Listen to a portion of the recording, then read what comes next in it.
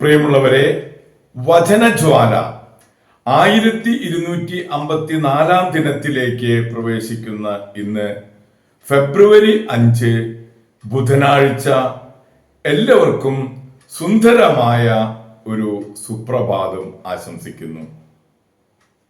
പ്രിയമുള്ളവരെ, ഇന്നത്തെ വചനവായനയിൽ സങ്കീർത്തനങ്ങൾ 31 അധ്യായം 13 മുതൽ 24 വരെയുള്ള തിരുവാക്യങ്ങളാണ് നാം ശ്രവിക്കുക.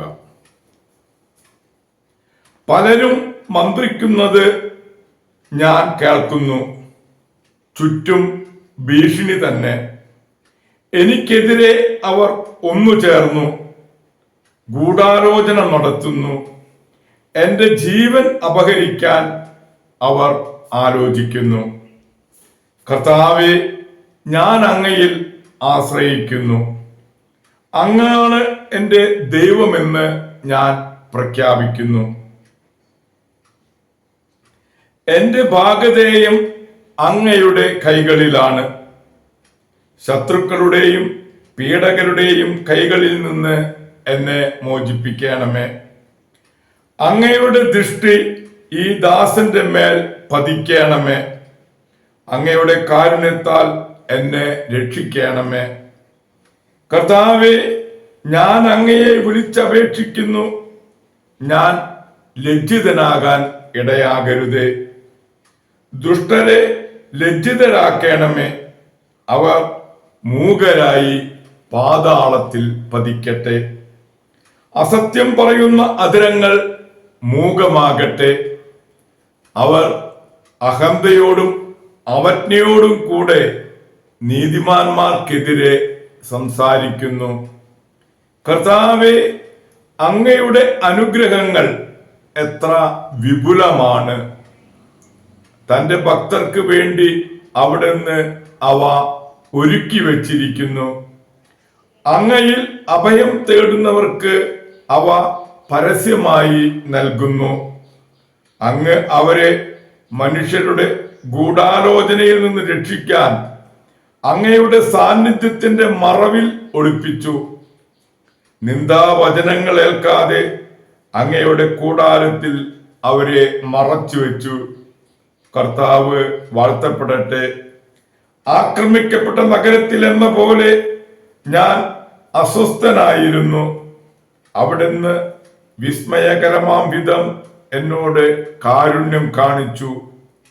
അങ്ങയുടെ ദൃഷ്ടിയിൽ നിന്ന് ഞാൻ പുറന്തള്ളപ്പെട്ടു എന്ന് എൻ്റെ പരിശ്രമത്തിൽ ഞാൻ പറഞ്ഞുപോയി. എന്നാൽ ഞാൻ സഹായത്തിന് യാചിച്ചപ്പോൾ അവിടുന്ന് എൻ്റെ അപേക്ഷ കേട്ടു. കർത്താവിന്റെ വിശുദ്ധരെ അവിടുത്തെ സ്നേഹിക്കുവിൻ. അവിടുന്ന് വിശ്വസ്തരെ പരിപാലിക്കുന്നു. അഹങ്കാരികളെ കഠിനമായി ശിക്ഷിക്കുന്നു. കർത്താവിനെ കാത്തിരിക്കുന്നവരെ ദുർബലരാകാതെ ധൈര്യം അവലംബിക്കുവിൻ. ദൈവത്തിന്റെ തിരുവചനമാണ് നാം ശ്രവിച്ചത്. പ്രിയമുള്ളവരെ, ആഗോള കത്തോലിക്ക സഭയിൽ ഇന്ന് കന്യകയും രക്തസാക്ഷിയുമായ വിശുദ്ധ അഗാത്തയെ അനുസ്മരിക്കുന്നു. സിസിലിയിൽ ജനിച്ച അഗാത്തെ സുന്ദരിയും സമ്പത്തുള്ളവളുമായിരുന്നു. ഡേസിയൂസ് ചക്രവർത്തിയുടെ കീഴിൽ സിസിലി ഭരിച്ചിരുന്ന ക്വിന്റാലിയോനുസ് അഗാത്തയുടെ വിശേഷങ്ങൾ കേട്ടറിഞ്ഞ് വിവാഹം കഴിക്കാൻ ആഗ്രഹിക്കുകയും ആ ലക്ഷ്യത്തിന് വേണ്ടി അഗാത്ത ക്രിസ്ത്യാനിയാണെന്ന് കുറ്റം ചുമത്തി ഒരു ദുഷ്ട സ്ത്രീയുടെ കൂടെ പാർപ്പിക്കുകയും ചെയ്തു. പാപകരമായ ബന്ധത്തിന് സമ്മതിച്ചാൽ ജീവനും സ്വാതന്ത്ര്യവും വിട്ടുതരാമെന്ന് ഗവർണർ അറിയിച്ചു. ക്രിസ്തുവാണെന്റെ ജീവിതവും രക്ഷയും എന്നായിരുന്നു അവരുടെ പ്രത്യുത്തരം. ഇതിൽ ക്രുദ്ധനായ ഗവർണർ അവളുടെ സ്തനങ്ങൾ മുറിച്ചു കളയിപ്പിച്ചു. കർത്താവ് അവളെ അത്ഭുതകരമായി സുഖപ്പെടുത്തിയെന്ന് 6-ാം നൂറ്റാണ്ടിലെ ഒരു ചരിത്രകാരൻ സാക്ഷ്യപ്പെടുത്തിയിട്ടുണ്ട്. അനന്തരം അവളെ നഗ്നയാക്കി ചരലിൽ ഉരുട്ടി. അപ്പോൾ തന്റെ പീഡകൾ അവസാനിപ്പിക്കണമെന്ന് അവൾ പ്രാർത്ഥിച്ചു. അവൾ ജയിലിൽ വെച്ച് തന്നെ മരിച്ചു.